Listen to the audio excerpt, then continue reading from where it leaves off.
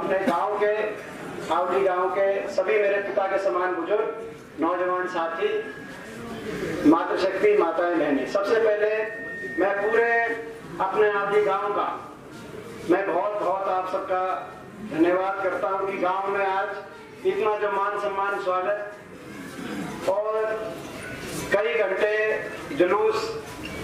मैं तो माजरा मोड़ से जब पूरा आवड़ी गांव वहां खड़ा मिला माजरा मोड़ पे, तो मैंने ये पूछा, मगर ये माजरा है कावड़ी है, पूरा भी माजरा ही है। तो वहां से लेकर इतना जो है मान सम्मान किया, जिससे टाइम तो खूब लगा, मगर इतना आशीर्वाद यहाँ से मिला। और एक शुरुआत हुई है, अभी तो ये जो इलेक्शन है बड़ौदा की, इसकी शुरुआत हुई है और आपका यहाँ पे जो बड़े बुजुर्ग का आशीर्वाद मिला है, ये आशीर्वाद पार जाएगा, रंग लेके आएगा। यहाँ से आपकी जीत होगी और हरियाणा में यहाँ से आपकी जीत होगी और हरियाणा के अंदर बदलाव की लहर, हरियाणा में बदलाव की लहर, ये जो 6.5 साल जिस सरकार को हरियाणा की जनता ने 6.5 साल दिए, जिस सरकार ने 6.5 साल में केवल हरियाणा में नुकसान किया, कोई एक काम भी 6.5 साल में जो सरकार नहीं बता सकती। आज हरियाणा की अर्थव्यवस्था तली में, अर्थव्यवस्था को पटरी से उतारने का काम हुआ, विकास को हरियाणा की पटरी से उतारने का काम हुआ, हरियाणा के भाईचारे पे आज पहुंचाने का काम हुआ। ऐसी सरकारें 6.5 साल से चली। आज मैं समझता हूं कि पूरे हरियाणा ने मन बना लिया है कि इस सरकार की छुट्टी करनी है और पूरा हरियाणा एक उम्मीद से, आशा से बड़ौदा की तरफ देख रहा है कि बड़ौदा का जो नतीजा आएगा, जिस तरफ बड़ौदा चलेगा उस तरफ हरियाणा चलेगा। और मुझे विश्वास है कि जो बड़ौदा है ये हरियाणा के लोगों को के विश्वास पे ना सिर्फ पूरा उतरेगा, मगर रिकॉर्ड तोड़ यहाँ से कांग्रेस पार्टी की आपने देखा। मैं 2-3 बातें आपके बीच में कहना चाहता हूँ, ज्यादा लंबी बात या भाषण नहीं, क्योंकि गांव के अंदर मेरे को पता चला कि गांव के अंदर 30-40 प्रोग्राम है और मैं किसी ने नहीं, कोई जहां कहोगे चल पड़ूंगा गांव में, और भी कोई कहेगा तो वहां भी चल पड़ूंगा। भाई पहले तो मैं ये कह दूं, कोई ये नहीं कि भाई इसके जा रहे हैं उसके नहीं, गांव में भाई सारा गांव बराबर है, 36 बिरादरी, सारे अपने काका ताऊ हैं, भाई हैं, जित कहोगे जहां कहोगे उड़े ले जा लियो।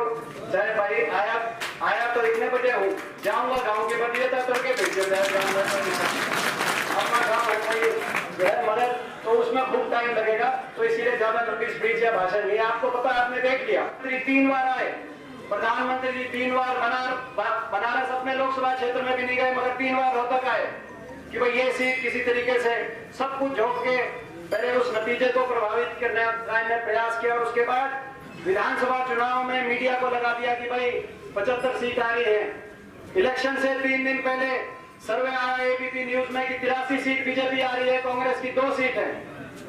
और इस वजह से जो है, इस सब के बावजूद लोगों ने साथ दिया, लोगों ने बहुत आशीर्वाद दिया। जब नतीजा आया विधानसभा में के नतीजे में, तो केवल 4200 वोटों का अंतर बीजेपी और कांग्रेस में, केवल 4200 वोट कुछ नहीं होती है, गांव में 4200 वोट आती है, 4200 पूरे प्रदेश में केवल 4200 वोटों का अंतर रहा। 4200 वोट कांग्रेस की ओर आती तो 5 सीट, हम 36 पे थे, बीजेपी 35 पे थी, हमारी सिंगल लार्जेस्ट पार्टी होती। मगर वो नतीजा ठीक है, तो बीजेपी आगे हो सकती है, मगर वो बीजेपी की सरकार में मोहर नहीं लगी थी विधानसभा में, क्योंकि सरकार की कार्यशैली का चेहरा उसके मंत्री होते हैं। आपने देखा विधानसभा चुनाव में 12 में से 10 मंत्री, और अगर सरकार ने अच्छा काम किया होता तो उनके मंत्री जीतने चाहिए थे। मैं गलत तो नहीं कह रहा। 10 मंत्री, लोगों ने 10 मंत्रियों को साफ किया, चाहे वो अभी बलबीर जी बैठे इसराना से, बलबीर वाल्मीकि जी, चाहे वो क्या इसराना से ट्रांसपोर्ट मंत्री थे किशन पवार जी, 40,000 से बलबीर वाल्मीकि जी जीत के आए, चाहे वो रोहतक में बालभूषण बत्रा जी जीत के आए, चाहे वो बादली के अंदर, चाहे नारनौंद के अंदर, पूरे प्रदेश के अंदर 12 में, चाहे सोनीपत के अंदर, जो हमारी बहन थी मंत्री, वहां से अभी सुरेंद्र पवार आ जाए नहीं, क्योंकि उनके गनमैन को कोरोना हो गया, तो मैंने कहा आप घर ही रहो। तो जो है ये बड़ा समस्या, क्योंकि बड़े संभल के चलने का भी टाइम है, क्योंकि भाई देखो संभल के चलने का टाइम है। इनके पास तो दोनों सरकारें हैं और 2 पार्टियां हैं, और बाकी पार्टियों को भी गेम मिलाओगे। हमारे दौरे तो भाई आप और हमें इलेक्शन हमने लड़ना, मगर हमारे तो पैसा जो है इस टाइम में कोई ऐसा नहीं होना चाहिए कि भाई किसी वजह से इनको बहाना मिल जाए कि आपको आने नहीं देंगे। तो मैं भाई तो इसीलिए तो खैर तो सोनीपत से भी ये नतीजा है, सारे प्रदेश में 10 मंत्रियों को लोगों ने हराया मात्र 4200 वोटों से, सब कुछ करने के बावजूद। और उसके बाद भी अल्पमत में सरकार थी, अल्पमत में सरकार थी।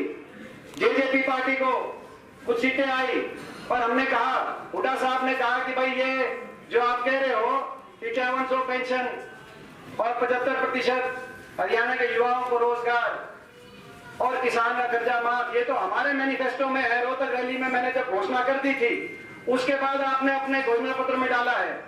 ये जो आप कह रहे हो कि भाई जो पार्टी इसका साथ देगी उसके साथ जाएंगे, हम तो 1 नवंबर से लागू करेंगे ये सारी चीज।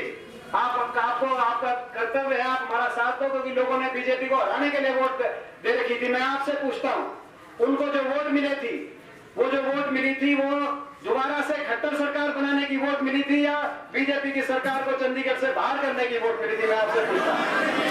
मगर रातों रात मिले, ना कोई वायदे पूरे हुए, ना किसी का कोई घोषणा पत्र का जिक्र आया तो शराब घोटाले का जिक्र आया तो रजिस्ट्री घोटाले का जिक्र आया।